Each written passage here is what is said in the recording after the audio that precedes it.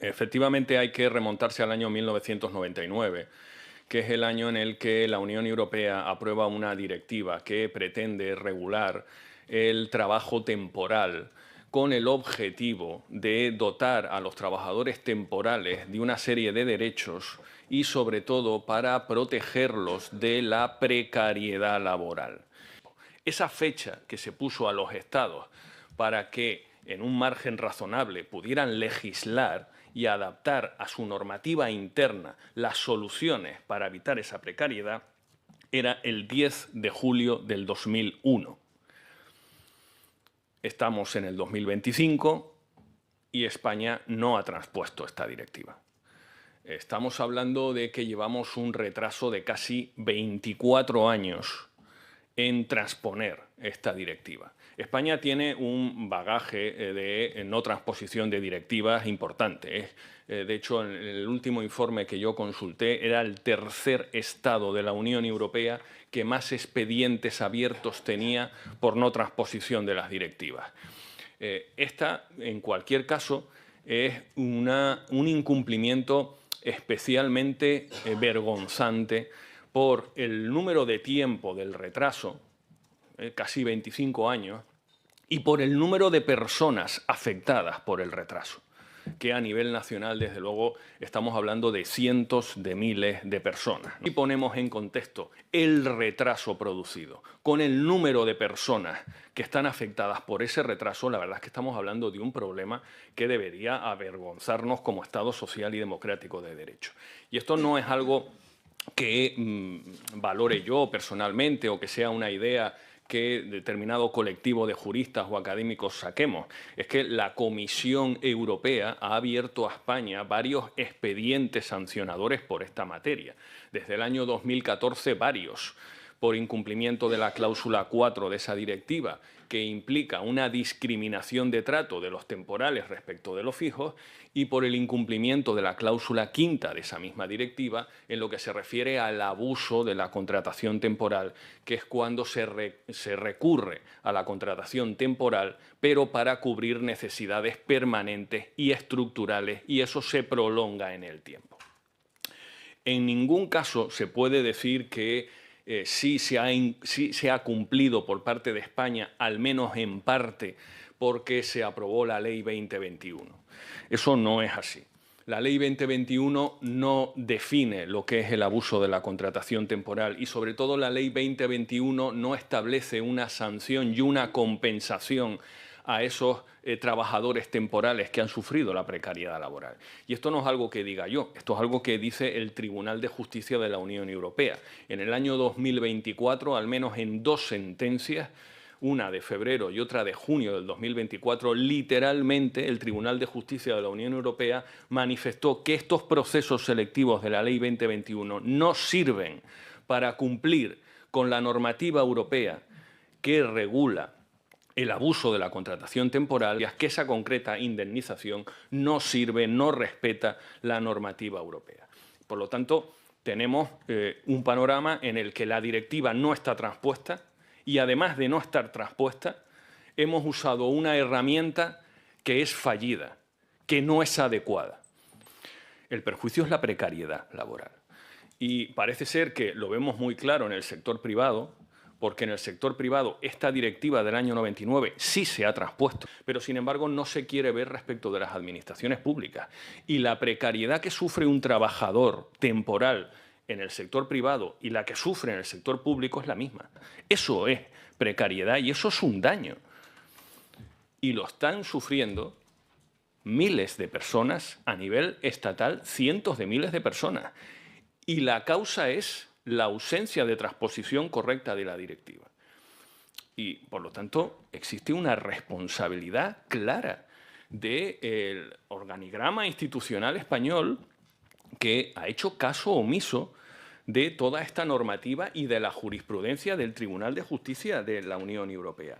Y, por lo tanto, es cierto que el Estado es el principal responsable, pero las comunidades autónomas que tienen competencias en esta materia no pueden simplemente decir yo no hago nada.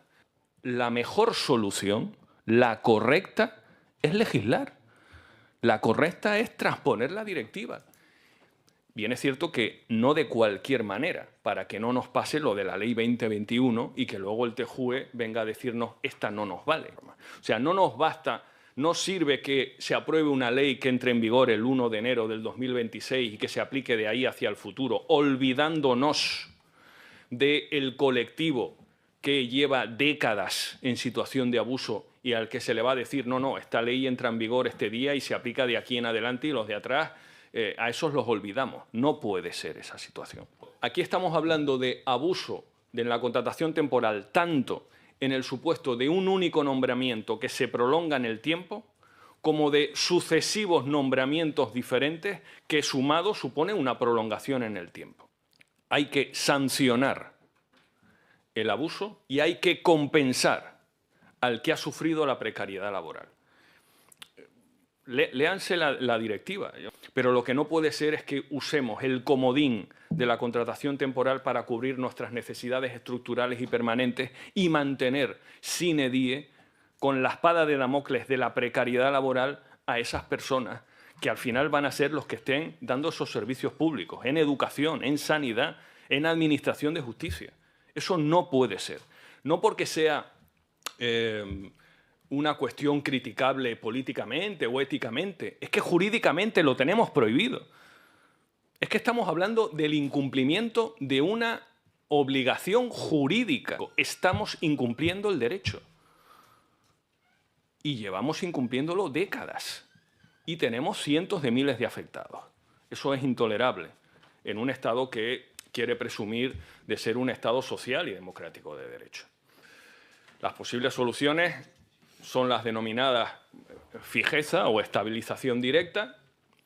Está la opción de acudir a esa fijeza o estabilización directa, pero con la coletilla de que sea una plaza a extinguir, de tal manera que esa persona que se estabiliza en la plaza, cuando se jubile o si fallece o por la razón que sea, deja de ocuparla, pues la Administración tenga la facultad de amortizar esa plaza.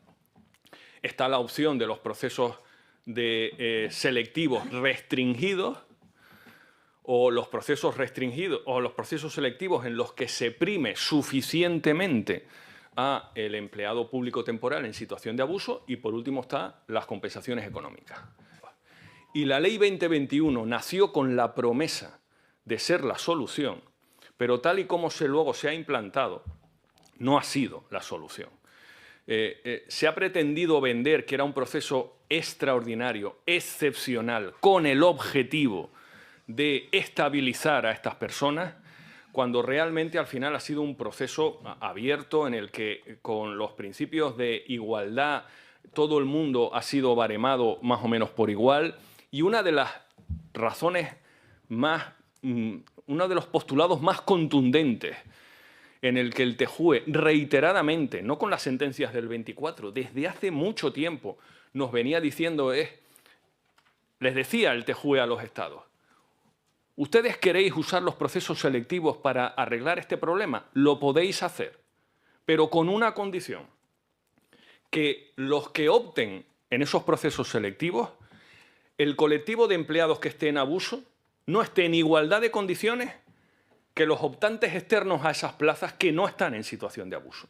Porque es que a los primeros hay que compensarlos.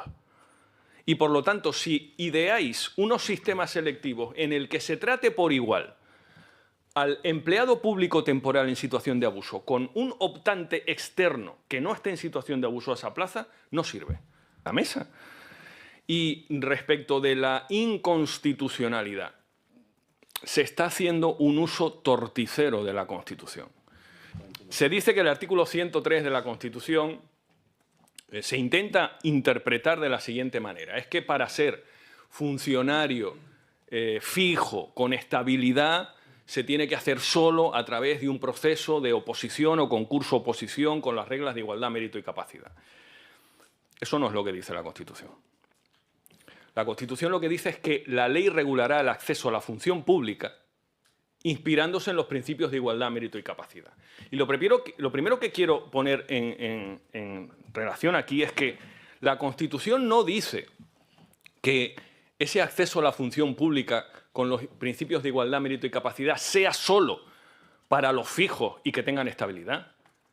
Dice el acceso a la función pública, para todos, para los temporales y para los fijos. O sea, esa idea de que la Constitución dice solo se puede acceder a la función pública desde el punto de vista de la estabilidad y la fijeza por concurso, oposición o por oposición, eso no es así, pero es la literalidad del precepto.